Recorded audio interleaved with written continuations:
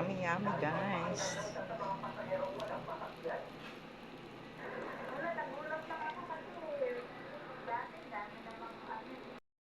Finish product.